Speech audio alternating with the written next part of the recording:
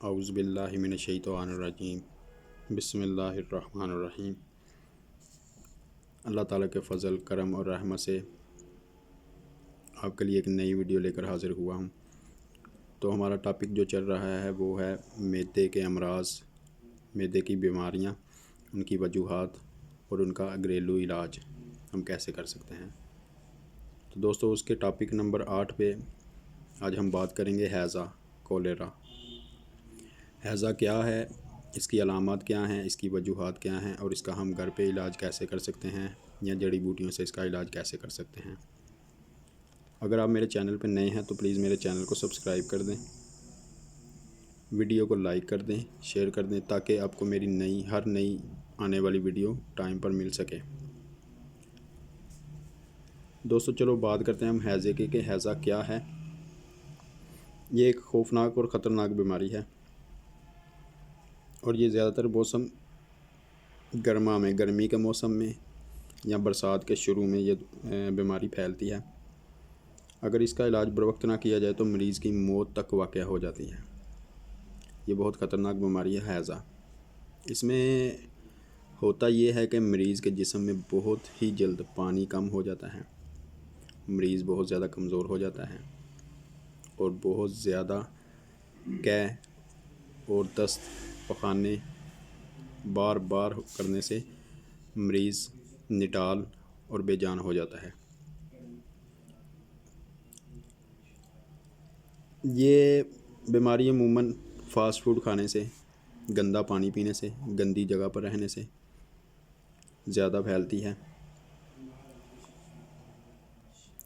और इसमें जो अलामात होती हैं वो अलामात कुछ इस तरह से होती हैं कि इसमें दस्त बहुत ज़्यादा होते हैं, मरीज़ बार बार पखाने की अजाबत के लिए जाता है, उसके बाद बार बार कै करता है,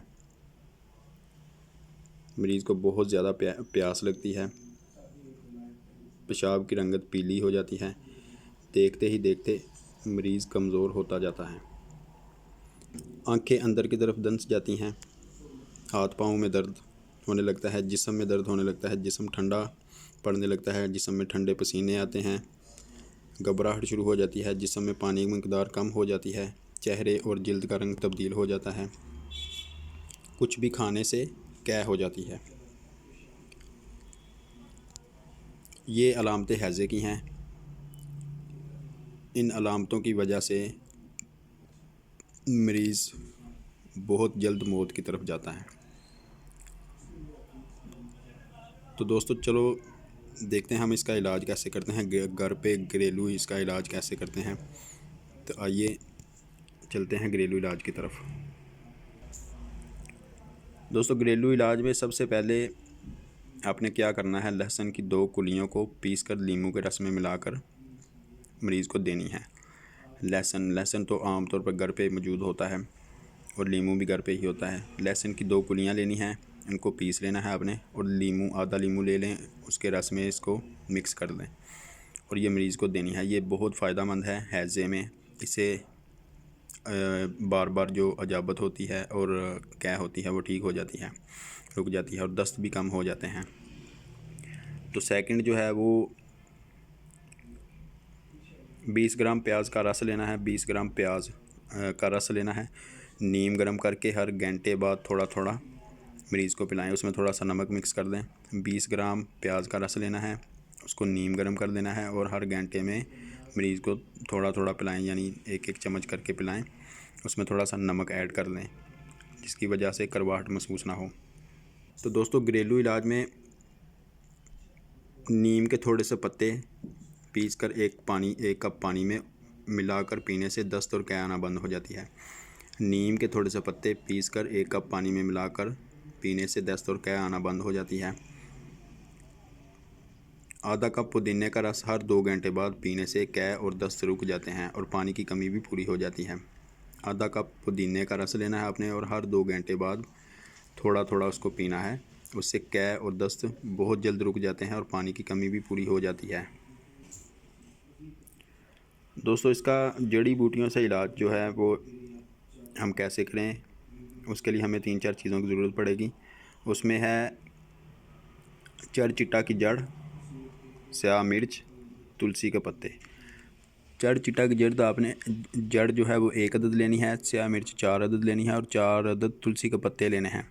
इन सब चीज़ों को पीस कर पानी में मिला लें और थोड़ी थोड़ी देर बाद घूंट घूंट कर मरीज़ को पिलाएं।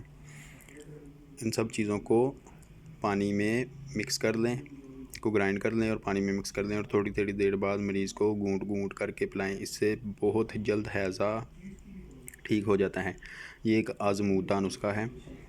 ये नुस्खे जो मैं शेयर करता हूँ आपके साथ, ये आज़मूदा हैं, बहुत ही आला और आज़मूदा नुस्खे हैं। तो दूसरा नुस्खा आए चलें दूसरे नुस्खे की तरफ चलते हैं। दोस्तों दूसरा नुस्खा जो है वो पुदीने के पत्ते, स्याह मिर्च, स्याह नमक, भुनी हुई इलायची और थोड़ी सी इमली।